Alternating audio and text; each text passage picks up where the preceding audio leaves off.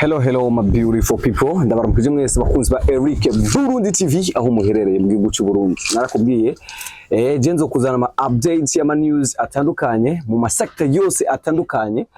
N'umunsi ndi kumwe numwe mu batama basanzwe bitwa mu kirundi ciza n'abaganga, mugabo hari abandi babita bapfumu bivanye n'umwe ahaherereye. Rero turi kumwe mu kiganiro dushaka tuganire nawe hama turaza gutahura byinshi cyane, haba ku barozi haba ku bantu batandukanye. Reka tumuhe kazi na karibu ati yambo mutama nahoro gose. Turi kumwe mu kiganiro n'umunsi aho hatuzanye ibintu bishika kuri bitatu bya tuganire, ariko turabashimiye kubona mwaduhaye umwanya. Karibu cyane. Kubona turi kumwe n'umunsi twashaka kumenya akazina kanye. Abenshi ku izina ry'wanje ry'akazi banyita Dr. Ego. Dr. umwuga wo kuvura utanguye ryari? Umwuga wo kuvura umwuga ubona jewe ndamazemo nk'imyaka ishika 14 kuva nditanga Tanzania maka muri 2015 ncangaruka mu gihugu cy'u Burundi wacu maze kubura abavyeyi kazi kanje ngenda kabandanya. Umwuga wo kuvura wakugiyemo gute? Jewe usi umwuga wo kuvuga ngo nuwo ndahawe n'impano ndavukanye. Ego. Kuko aragana naho nja ku ishuri amakaye nkayabura mu ibegi kumvo ibintu ndari mfise mu bivyo navukanye ko basokuruza bose barabikora. Gute umaze kwibona mukuru umuganga abegereye impande yawe bavyakiriye gute? Abo muhera nk'abavukanye ababanyi kuko benshi bambonye muri 2015 ngaruka mvuye muri Tanzania ndakorera Tanzania niyo ndarindi ntabwo ndakorera mu Burundi. Nivyo bibazo ukunze guhura navyo? Ibibazo dukunze guhura navyo keshe turi mu kazi imiswasiko y'ijoro kuko sasa z'ijoro keshi kujyama biratugora kuko abipfuriza nabi natwe twifuriza neza abantu. N'umunsi hariho ikibazo nshoboye kuza kugira tuganire. Ico kibazo nakindi ni kibazo c'abarozi. Ariko tuje ngaho hari ikintu ninjiye ngaho ndabona ifoto y'umuntu usanzwe nzi ku mbuga ngurukanabumenyi amenyekana cyane, nawe si uwundi ni Chimamanda Moses. I know nabonye ifoto yiwe tutaraja ku ico kiganiro nyezina, ushobora kumpisigura impamvu iyo foto nayibone hano. Chimamanda Moses ifoto yiwe ego kwerira hari ngiri mu zindi kandi siwe gusa ni benshi ba muri Amerika, Uganda na hano henshi mu bitandukanye.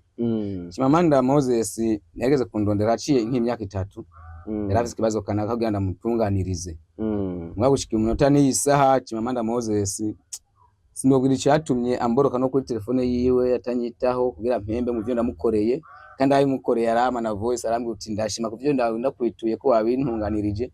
Mwagushika umunota n'isaha n'isimu yanje yarayiboroce Burundi. Yakwituye ari muri Amerika nyene? Ego yanyituye ari hanze.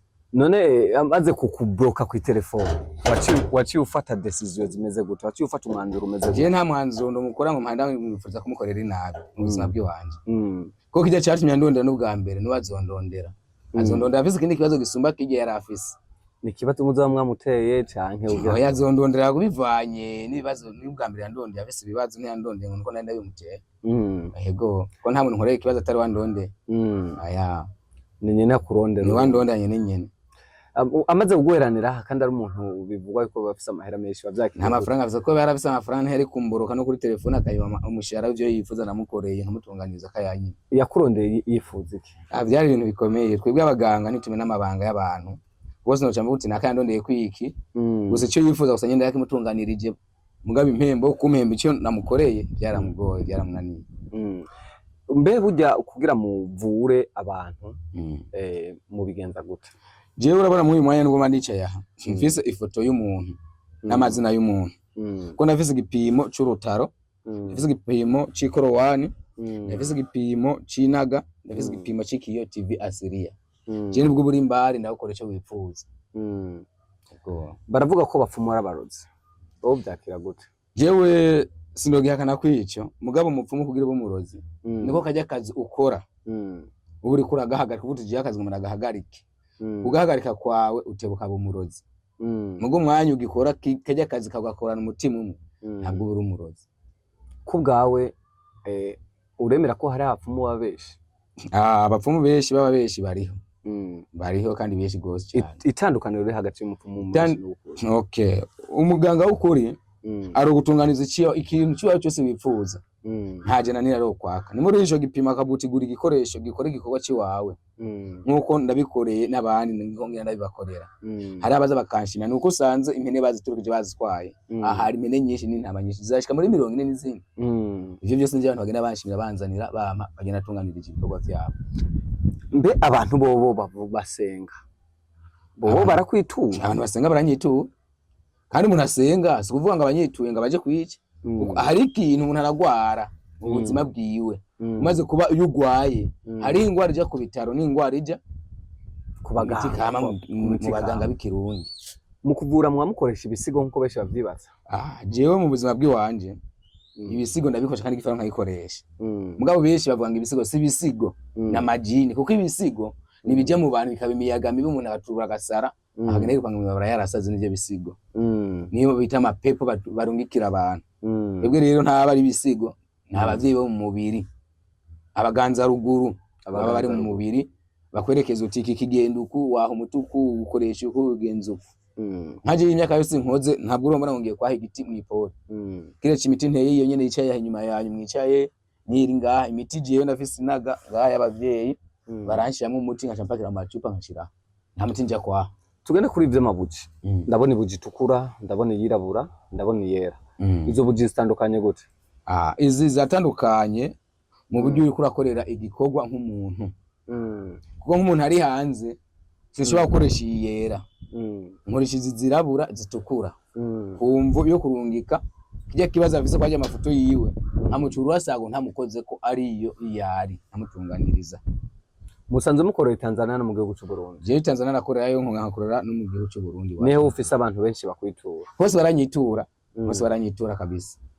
Nizihe karusho inyungu maze kunguka muri kano kazi? Mwa kano kazi kanje bwa gusa nuko benshi twenga mu buzi nk'ubu turafise amategeko menshi kuko nk'ubu mwayandicaye ngaha urabona ko mwasoye nkabimanza nkinje nkabisaba kugira murane namwe ikiganiro nk'iki. Ego byo tukandi gane nk'iki niko mandabisavye no bisavye n'ubunyora kumva ntabwo kubitwa inkoni asoka nk'umwana ndakubitwa mu biruka vyima nkasoka nk'umwana.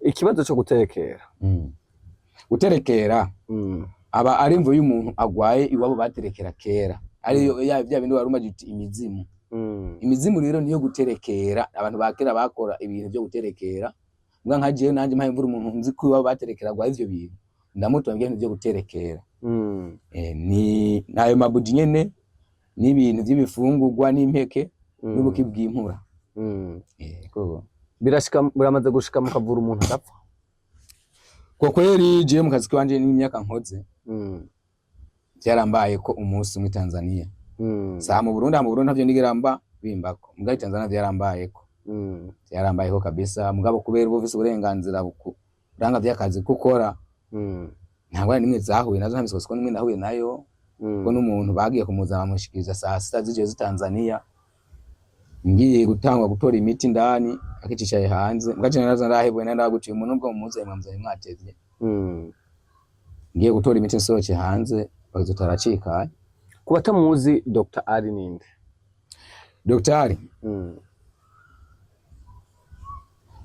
kuba kwivuza kumumenya neza abo kwivuza kumenya je Dr. Ali beshi nka kazi keshi ngaha hari abantu benshi bagiye mu bihugu byo hanze iyo bakaba bafise ibibazo by'abafasha babo bo ahugasa n'abandi mu nkundo zabo birayumba bikabagora mu nkundo zabo kuntu bakundana n'abandi ivyo nababwira abantu benshi n'abakebura iyo bari mu nzira nk'izo ni bandone je Dr. Ali nambaze wanje ndazibaha ndakibatunganiriza ukabona umugore ngo ageze itama y'umugabo afise amahera akagenda siwe menye ni ya majini bya bidemoni byamugiyemo byitama afise ikinyamubiri ciyo mubiri gifise itama ya kira kintu ubu rero kugira yubake urushaho cyumwirukira kugira umutunganiriza umubiri wamere neza. Ikibazo shaka ngarukeko hari abantu benshi numva bamaze gukoresha video zawe bashirako ama nimero ya telefone yabo hama bakiba abantu bakababwira ko ari wewe uramaze kubimenya cyane gose cyane interview nyinshi ndazikora